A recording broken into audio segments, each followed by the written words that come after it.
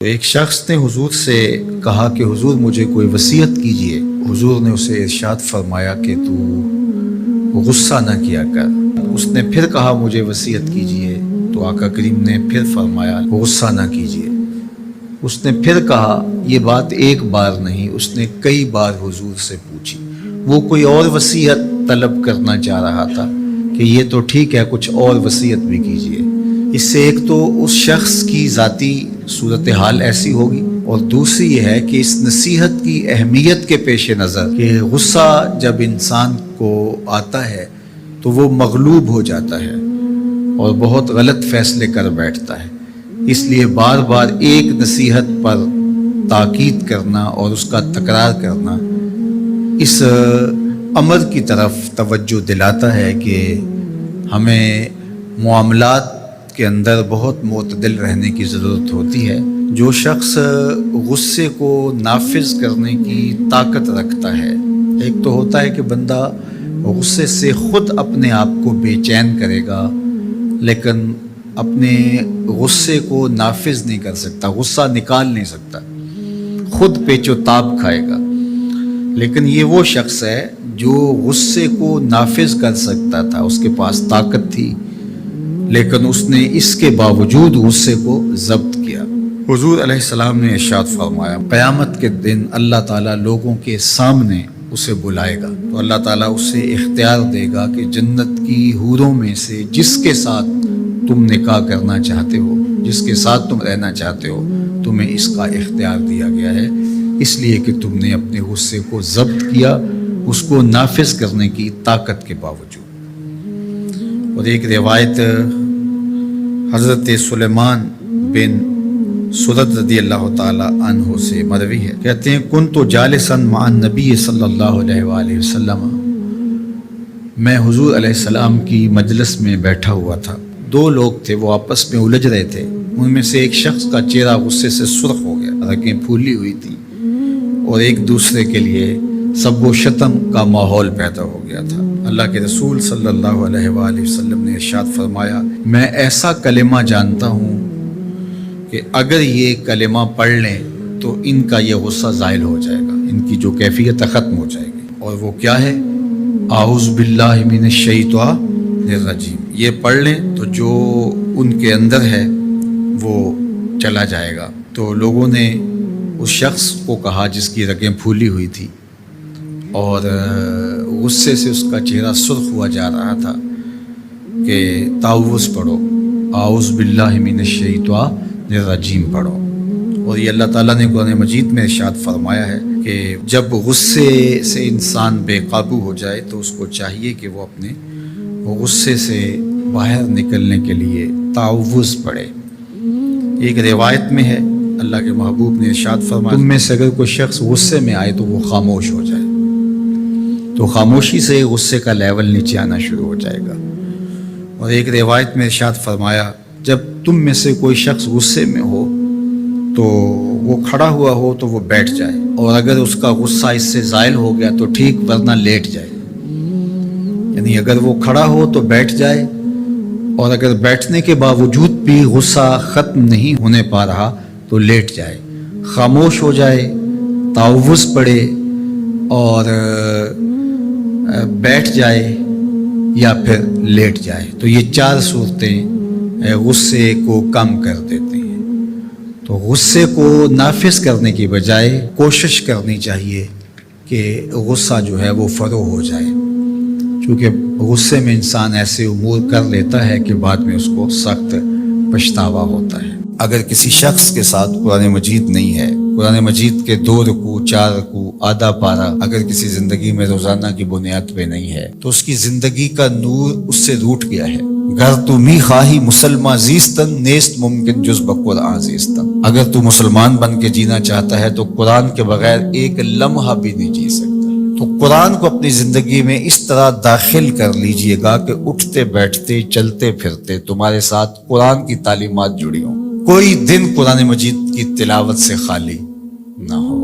ہمیں اس کی ترغیب دی گئی ہے، اور یہ خوش بختی کی علامت ہے کہ تمہارے ساتھ قرآن ہو۔ فرمایا گیا کہ وہ سینہ ایک قبرستان کی طرح ہے جس میں قرآن نہیں ہے۔ تو ایک تو قرآن مجید کی کچھ صورتوں کو باقاعدہ یاد کر کے اپنے سینوں میں نقش کرنا چاہیے، جس طرح سورۃ الملک ہے، قرآن مجید کی دوسری صورتیں اگر اس کے علاوہ بھی آخری پارہ جو ہے اگر سب یاد ہو جائے تو کم از کم آدھا پارہ آخری یاد کر لیں۔ سورہ الواقعہ ہے، سورہ یاسین قلب القرآن کہا گیا ہے، ایک مرتبہ سورہ یاسین پڑھنے سے 10 مرتبہ قرآن پڑھنے کا ثواب ملتا ہے، اور جو شخص اپنے دن کا آغاز سورہ یاسین سے کرتا ہے سارا دن وہ اللہ کی امان میں رہتا ہے۔ سورہ حشر کی آخری 3 آیات پڑھنے کی تلقین کی گئی ہے شام سویرے، جو شخص صبح کو پڑھ لیتا ہے سارا دن امان میں رہتا ہے، اور اگر وہ فوت ہو جائے تو زمرہ شہداء میں لکھا جائے گا، اور جو شام کو پڑھ لے ساری رات اللہ کی امان میں رہتا ہے، فرشتے دعائیں کرتے رہتے ہیں،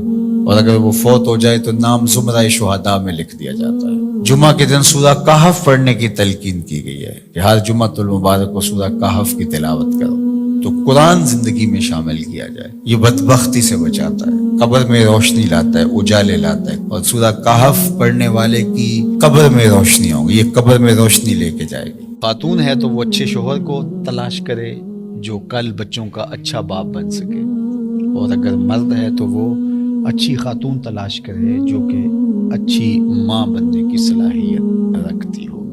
اگر معاشرے میں ڈیمانڈ ہی ہوگی تو پھر یہ صلاحیتیں لوگ اپنے اندر پیدا بھی کریں گے۔ جب رشتوں کی ڈیمانڈ یہ نہیں رہے گی، ظاہری چمک دمک اور مال و دولت اور یہ ساری چیزیں ہوں گی تو پھر ظاہر ہے اس کی طرف دوڑ لگ جائے گی، اور جب اوصاف حمیدہ اور اچھی عادات، دینداری اور یہ چیزیں عورت کے لیے معیار قرار پائیں گی تو پھر رجحان فطری طور پہ ادھر ہو جائے گا۔ تو آج اگر ہمارے ہاں ان چیزوں کی کمی واقع ہو رہی ہے تو پھر اس کا سبب یہ ہے کہ ہمارے رجحان اور ہماری ترجیحات تبدیل ہو گئی۔ حضرت سیدنا عمر رضی اللہ تعالیٰ عنہ کا واقعہ آپ نے سنا ہوگا کہ آپ جب پہرا دے رہے تھے، راتوں کو گشت کیا کرتے تھے، تو ایک خاتون اپنی بیٹی سے کہہ رہی تھی کہ دودھ میں پانی ملاؤ تاکہ ہم زیادہ پیسے کما سکیں۔ تو اس لڑکی نے کہا کہ امیر المومنین حضرت عمر نے دودھ میں پانی ملانے سے منع کر رکھا ہے۔ تو اس خاتون نے کہا کہ عمر کون سا دیکھ رہا ہے؟ تو اس لڑکی نے کہا کہ عمر تو نہیں دیکھ رہا، عمر کا رب تو دیکھ رہا ہے۔ حضرت عمر رضی اللہ تعالیٰ عنہ بہت متاثر ہوئے اور اس دروازے پر نشان لگا دیا۔ واپس آئے، صبح ہوئی تو اپنے بیٹوں کو بلایا، اپنے بیٹے سے کہا کہ میں جو ہے وہ تمہارا ایک خاتون سے نکاح کرنا چاہتا ہوں۔ تو انہوں نے کہا کہ جس طرح آپ کی مرضی ہو۔ تو پھر آپ نے اس گھر پیغام بھیجا اور اس بیٹی کے رشتے کے لیے اس کی ماں سے کہا۔ تو حضرت عمر کے فرزند کا نکاح ہوا اس خاتون سے، ان سے ایک بیٹی پیدا ہوئی جس کا نکاح پھر عبدالعزیز سے ہوا، اور اس عبدالعزیز سے اور حضرت عمر کی پوتی سے پھر ایک بیٹا پیدا ہوا جس کا نام حضرت عمر بن عبدالعزیز۔ تو اچھی مائیں اچھی قوم دے سکتی ہیں، تو اچھی ماں کا انتخاب اس وصف پر آپ نے اپنے بیٹے کا نکاح کر دیا کہ یہ کس قدر اللہ سے خشیت اور اللہ سے خوف رکھنے والی خاتون ہے۔ حضور نے ارشاد فرمایا کہ نکاح کیا جاتا ہے 4 چیزوں کی وجہ سے، لمالہا، لجمالہا، لحسبہا۔ کسی کے مال کی وجہ سے نکاح کیا جاتا ہے، حسب و نسب کی وجہ سے نکاح کیا جاتا ہے، اسی طرح جو ہے وہ حسن کی وجہ سے نکاح کیا جاتا ہے۔ پھر فرمایا کہ جو ہے وہ دین کی وجہ سے نکاح کرنے کی پھر تلقین ارشاد فرمائی، اور دین سے مراد وہ خوبیاں ہیں جو دین ہمیں بتاتا ہے، وہ جہاں پائی جائیں۔ فرمایا جس کا اخلاق کو، جس کا دین تمہیں پسند آ جائے اس سے اپنی بیٹی کا نکاح کر دو۔ نکاح کے انتخاب کے لیے 2 چیزیں بیان فرمائی، جس کا خلق اور جس کا دین تمہیں پسند آ جائے اس سے اپنی بیٹی کا نکاح کر دو۔ ابو الاسود الدؤلی زمانہ جاہلیت کا ایک شاعر گزرا ہے۔ ایک دن وہ اپنے بیٹوں سے کہنے لگا کہ میں تمہارے پیدا ہونے سے پہلے بھی اور تمہارے پیدا ہونے کے بعد بھی تمہارے اوپر بڑے احسانات کیے ہیں۔ تو بیٹوں نے کہا کہ ہمارے پیدا ہونے کے بعد کے احسانات تو سمجھ میں آتے ہیں، لیکن ہمارے پیدا ہونے سے پہلے آپ نے ہمارے اوپر احسان کون سا کیا ہے؟ تو ابو الاسود الدؤلی کہنے لگا اپنے بیٹوں کو، اپنی اولاد کو، کہ میں ایک شاعر ہوں، اور شاعر کی طبع کے اندر جو حسن پسندی ہے تو بیوی کے انتخاب کے لیے اس کی اول ترجیح یہی ہونی چاہیے تھی، لیکن میں جب اپنی بیوی کی تلاش میں نکلا تو میں اس خیال سے تلاش کیا کہ جو میرے بچوں کی بہتر ماں بن سکے، تو میں نے اپنے جذبات کی قربانی دے کر تمہارے لیے اچھی ماں تلاش کی، اپنے لیے اچھی بیوی تلاش کرنے کی نسبت۔ تو میرا یہ وہ احسان ہے جو تمہارے پیدا ہونے سے قبل میں نے تمہارے اوپر کیا۔